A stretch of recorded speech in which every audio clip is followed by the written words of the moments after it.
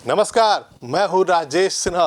दोस्तों, आज हम बात करेंगे कैसे दुनिया भर के देश अपनी सीमाओं की चुनौतियों को ध्यान में रखते हुए नए नए आर्म्स एंड अम्युनिशंस डेवलप करते हैं, नई मिसाइल्स बनाते हैं, खतरनाक फाइटर प्लेन्स बनाया जाता है और अब तो खतरनाक से खतरनाक ड्रोन्स बनाए जाते हैं। दुनिया भर के देश, चाहे वो अमेरिका हो, नेटो के देश हो, ईरान हो, रूस हो या हमारा देश भारत हो, सबको अपनी चुनौतियों के अनुसार इस तरह के सैन्य उपकरण और घातक आर्म्स एमुनेशंस बनाने ही पड़ते हैं। और ऐसे में अगर जानकारी ये निकल के आए कि ईरान ने एक बहुत ही खतरनाक ड्रोन बना लिया है, तो जाहिर है अमेरिका और नेटो के देशों के माथे पर चिंता की बड़ी गहरी लकीर आ जाएगी। और इसीलिए मैंने यहाँ पर पीछे लिख रखा है, ईरान की नई किलिंग मशीन। ये जो तस्वीर आप देख रहे हैं, ये उसी ड्रोन की है जिसे दुनिया को दिखाया है ईरान ने अभी थोड़े ही दिन पहले, और इसे नाम दिया गया है गाजा। फिलिस्तीन के गाजा पट्टी के नाम पर दिया गया नाम इस ड्रोन को यह मैसेज देता है कि दुनिया को गाजा पट्टी में हुए फिलिस्तीनियों के संघर्ष पर ध्यान देना चाहिए, उसका सलूशन निकालना चाहिए। तो आइए जानते हैं, देखते हैं, समझते हैं कि आखिर इस ड्रोन को इतना खतरनाक क्यों कहा जा रहा है, इसमें क्या फीचर्स हैं और नाटो के देशों को, अमेरिका को आखिर इससे क्यों डरना चाहिए। तो आइए सबसे पहले ये दिखाता हूं आपको कि इसके बारे में जानकारी क्या छपा, मीडिया में, वेबसाइट्स पे क्या जानकारी इसके बारे में छपा है। तो ये armyrecognition.com पे जो जानकारी थी वो मैं लेकर आया हूं, वो मैं एक्सप्लेन करता हूं। Iran unveils Shahed 149 Gaza combat drone for first time at DIM DEX 2024। इसका मतलब ये निकलता है कि ईरान ने जो एक नया ड्रोन बनाया है उसे पहली बार एक डिफेंस एक्सपो DIM DEX 2024 में दुनिया को उसने दिखाया और उसका नाम है शहीद 149 गाजा। द शहीद 149 Gaza, an Iranian combat drone operated by the Iranian Revolutionary Guard, was officially introduced on May 21, 2021 and delivered to the Islamic Revolutionary Guard Corps aerospace force in 2022।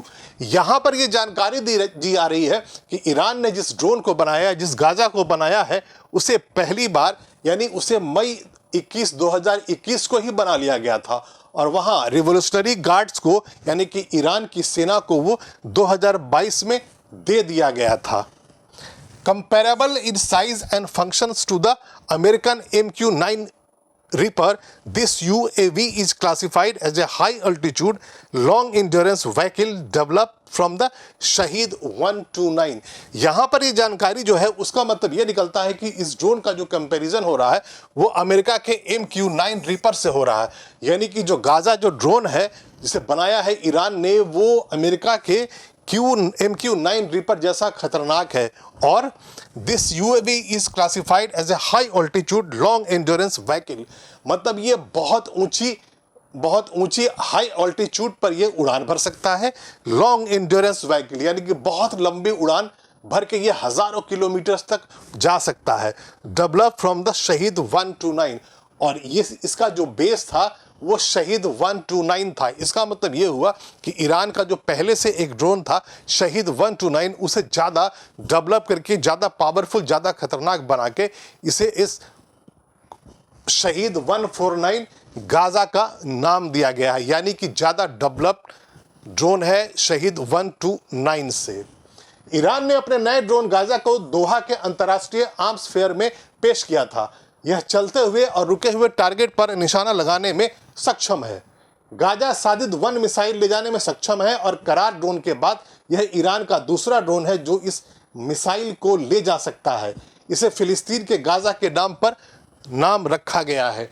इसका मतलब यह होता है कि ये एक ऐसा ड्रोन है जिसे ईरान ने बना लिया है, वो सादिद 1 जो मिसाइल है उसे कैरी कर सकता है।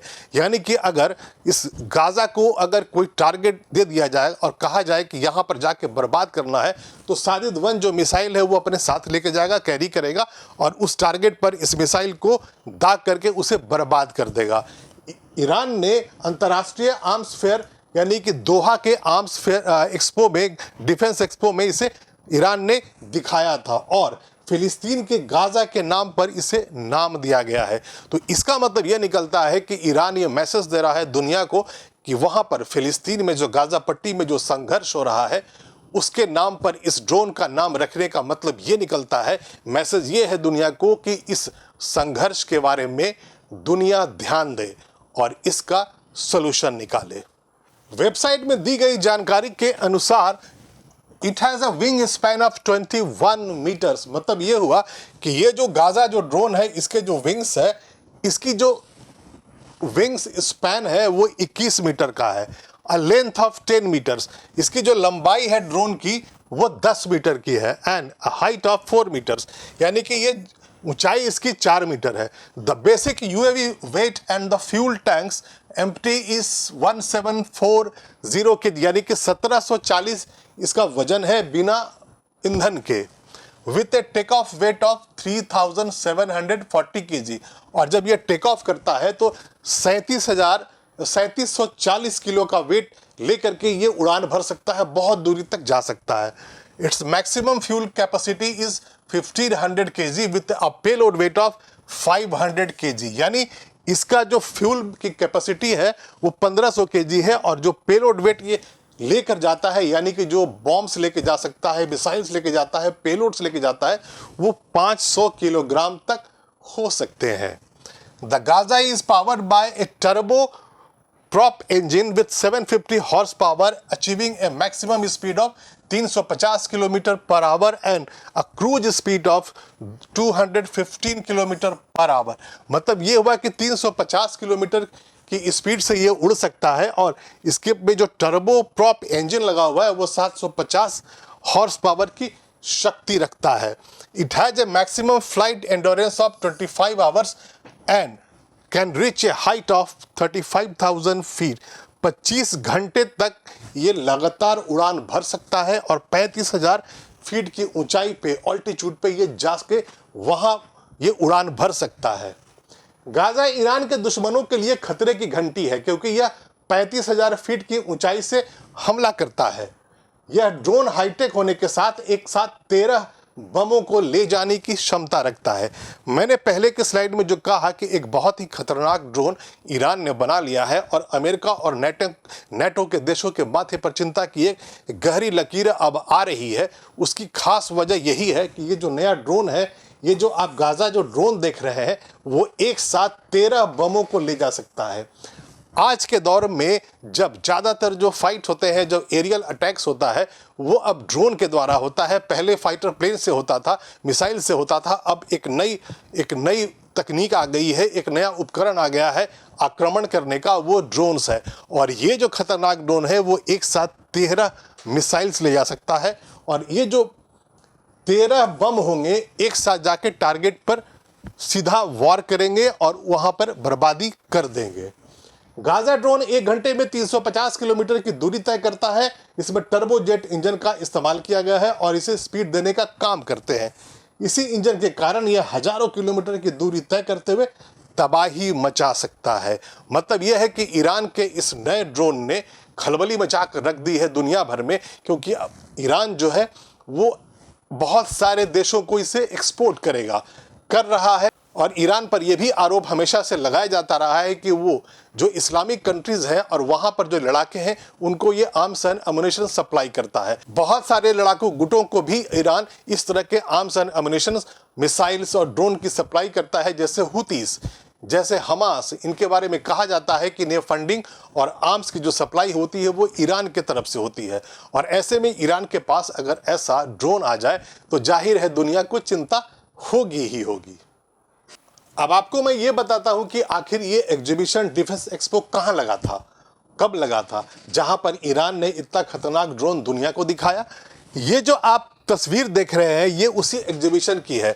ये 4 से 6 मार्च के बीच में दोहा में लगाया गया था। ये एक्स पर ये जानकारी IRNA न्यूज एजेंसी ने दिया था इस तस्वीर के साथ। उसमें ये ड्रोन, आपको गाजा ड्रोन दिख रहा है, इसको मैं एक्सप्लेन करता हूं।